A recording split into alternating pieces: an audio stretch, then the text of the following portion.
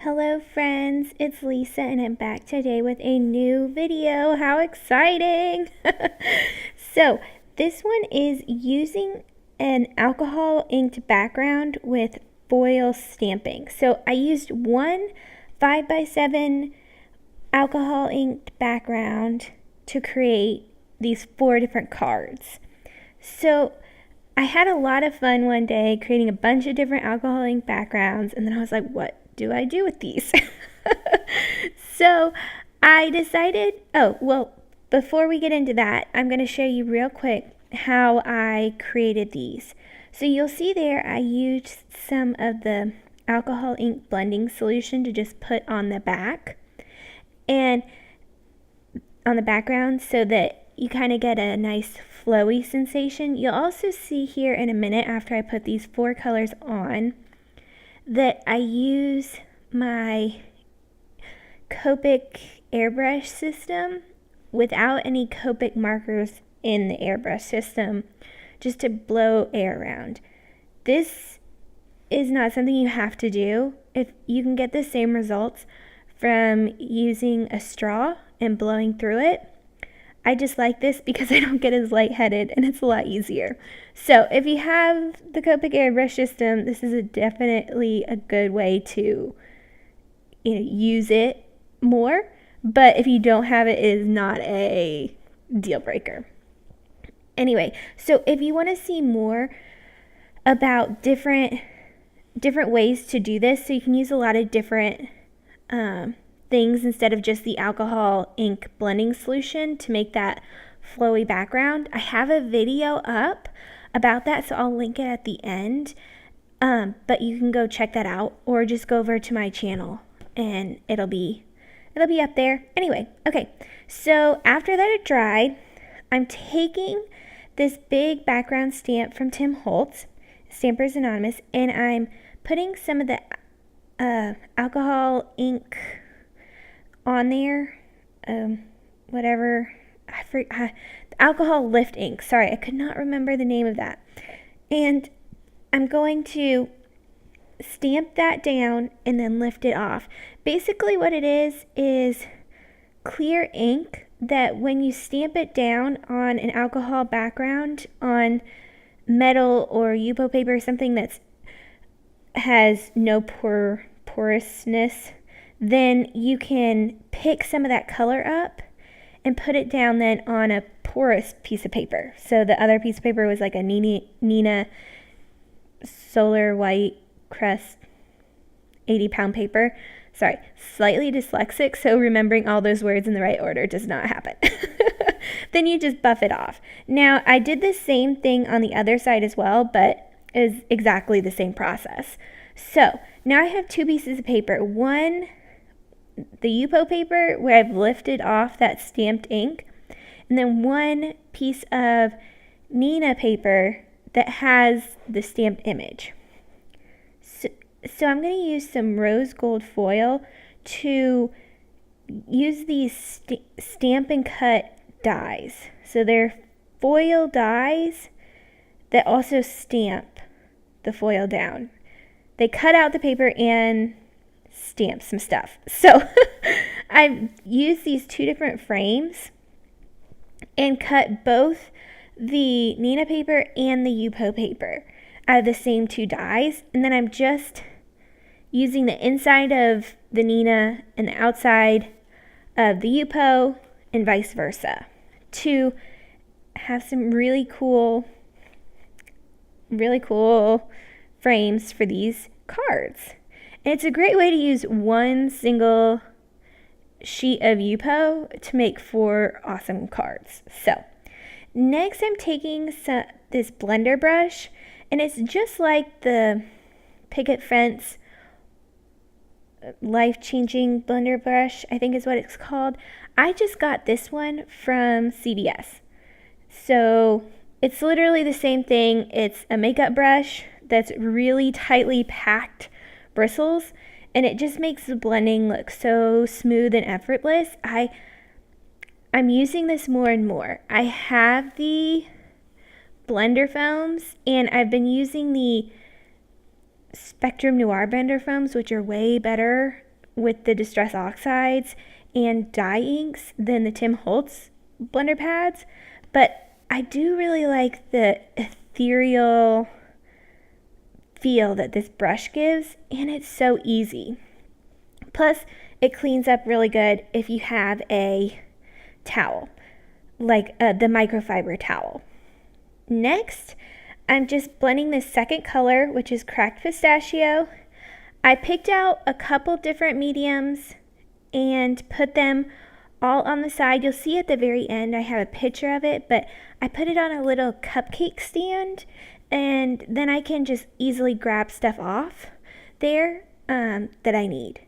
It also keeps things from laying everywhere, so it's definitely a good solution if you're tight on space. Next, I'm going to glue this foam to the back side of the die cut. It's die cut out of, it's using the same die, and I die cut the foam, but the foam kind of expanded or something, I'm not real sure. And so I have to cut it in a little bit. I then also used this leftover piece of the die cut of that rose gold foil and foiled it to the background. Since I'm only using half of it, you'll only be able to see half of it, I cut the other half off to use at a different point. I'm also doing the flick technique.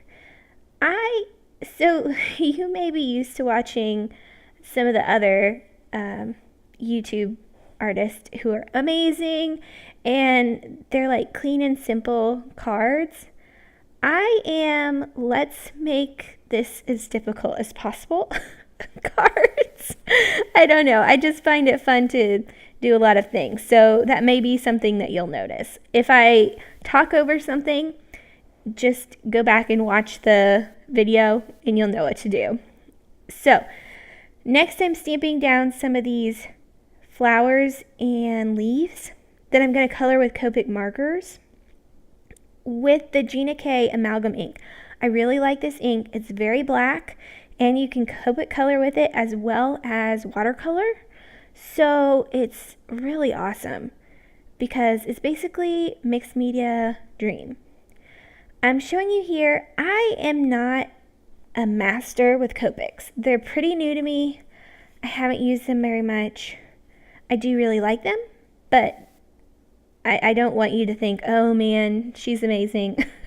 That's why I've sped through this. This whole video is at like 2 times the speed, except for the very beginning where I showed you doing the background, just because it was going to be really long if I didn't.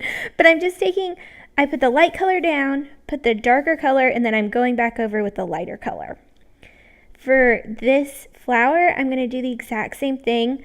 I go from light to dark, back to light again, and I think that gives me a pretty good blend. There are some amazing Copic artists out there. So if you're wanting to know a lot about that, I would suggest Kelly Lativola and Sandy Allnock have some amazing tutorials. They draw amazing things. It looks amazing. I was going for pretty good. I think I got that. I think they look like flowers and leaves. They're a little bit colored, and they go with the colors of my card. So I followed kind of where I thought maybe there'd be dark areas, and it looked good. So here, like I said, I went from light to dark, and then after this color, I'm going to go back to light again. I did color all 4 at the same time, and then I cut them out. I fussy cut them because I don't have the die set for this, and I don't have it set up on my scan and cut, which I need to use more. I use my Cricut Maker a lot, but I don't use the scan and cut as much. I think I would really like to get the brand new one that cuts. You don't even have to put in what kind of paper or anything you're using. It just cuts it. But I have the older one, so, and I'm also cheap. Now you'll see this little thanks. Just ignore that. I get rid of it. That's why I haven't talked about it at all. so just ignore that. But I put some of the tape runner, the Xyron tape runner, behind these two little, the flower and the leaves, and I'm just tucking them under to put them where I want them to go. Then I'm going to cut the excess off so that it just fits right in and glue these two things down. I find that liquid glue works a lot better with foam. And then for everything else that I don't have to use liquid glue, I use the tape runner or my Xyron sticker maker. I find it so much easier to do personally, but you use whatever adhesive you're comfortable with. So just ignore that. I take that off. It goes away.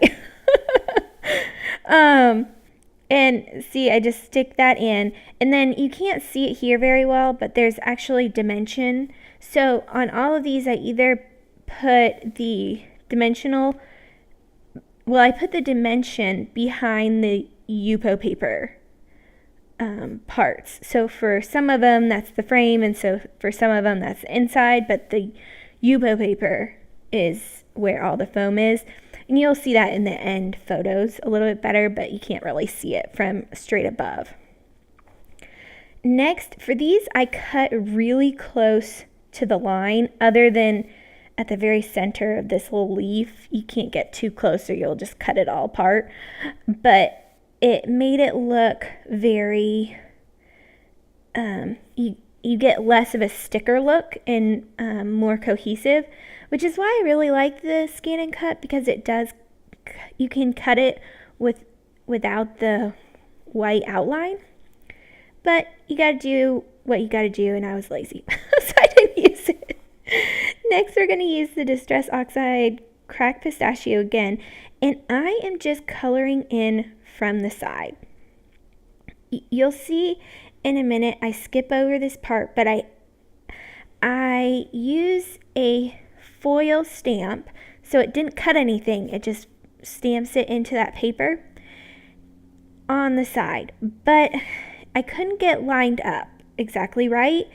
Here you'll see I just put this over, and I think I lined it up fine, but then when I put the plates on top and running it through the machine, it got moved, and so the foil stamp happened in a kind of weird place.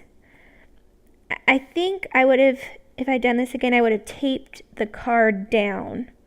See, it's not straight. I don't know. If you have a solution for how to get these foil stamps stamped right, then please let me know, because that's something I'm struggling with.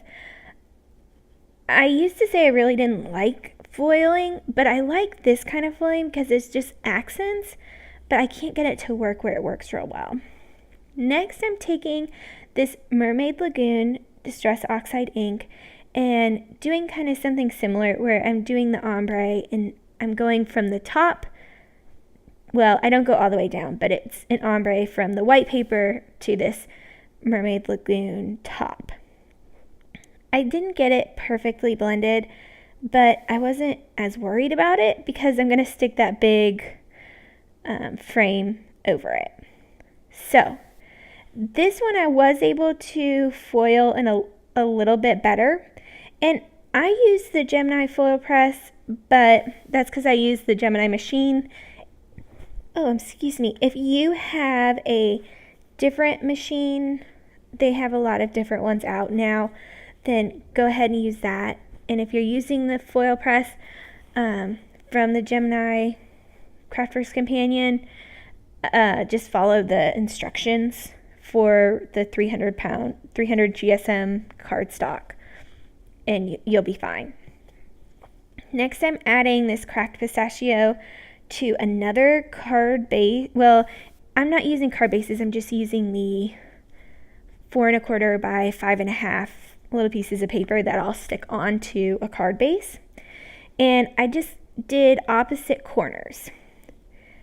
Then I'm gluing everything down and adding the little flower and leaf. I think this is a great way to do a couple different cards. You kind of get to try out different layouts, a little bit different look. and I think it'd be great. You'll see at the end I could have used a couple different sentiments. If you made like 4 different sentiments and you gave this as a little gift to somebody that they could send out some cards. I ended up just using all of the words hello. I think it's a really great option. You can even use it as a thanks card. You just write thanks inside, but when you have a card that says thanks on the outside, you can't use it as just a hello card. So that's why I went with hello, because I was lazy and I didn't want to stamp like 4 different sentiments. And so I set it all up. You'll see in just a minute, and I just went with the one. Now I'm lining these up. I do like the Xyron, this thing, whatever it's called, because it is glue runner, whatever, because it does allow you a little bit of wiggle room. If you don't push down, you can wiggle it a little bit. So here's that stamp set I was using, and this littlest die from the Stitched Rectangles die set from Simon Says Stamp. And I just bought myself for Christmas all 4 different die sets that they had. They had a 30% off their dies, so I bought these. That little die, square die, a lot of their sentiments in that stamp set really fit in there. And so I decided I would cut a couple of those out, and I cut 2 out of blue, 1 out of some lightly shaded cardstock that I had already made, and then 2 out of white, because I wasn't sure exactly which colors would go with each. And I set it up in my Precision Press by We Are Memory Keepers so that I would be able to stamp them all perfectly, and it worked out great. I just used one of the leftover pieces and stick the little rectangles in. So it looks really pretty. For 3 of them, I just stamped with my Versamark Black Onyx. And then for this one, I'm using my Versamark, whatever, embossing ink, whatever that's called. I'll try and link everything or write all the supplies, and you'll see them at the end. So with just white heat, with Ranger white embossing powder, I heat embossed that really quickly. Next, I am using the Xyron sticker runner thing to put adhesive on the back of them, and because some of them go over, I attach them to places where they're higher up. I'm putting some of the foam just behind that area and using the glossy accents behind that so it sticks down. Then it's flat across the surface of the card. And this one, I glued down the other word, but I pulled it up, so it pulled up a little bit, so I just had to hide that. I like the dark blue with the white over top of it, as well as the black on white. Yeah, I've been trying not to be afraid of using black on my projects, just because contrast is so important. Even though sometimes it's scary, you gotta have a lot of contrast. So it's pretty simple.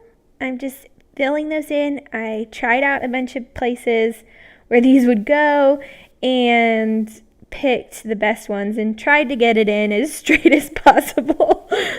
But you know, things happen, and I think it turned out really cute. They were just such cute cards. There's a few things I would have maybe done different, like especially on that card, getting the foil stamping a little bit better. Like I said, if you have any hints or tips, let me know. And that is about it for the cards. I'll show you them here in a minute. And it's just a great way to use to take something fun, you know, you're just playing around, and make something beautiful out of it. I think it's important to not always have a plan, you know, to just enjoy making something.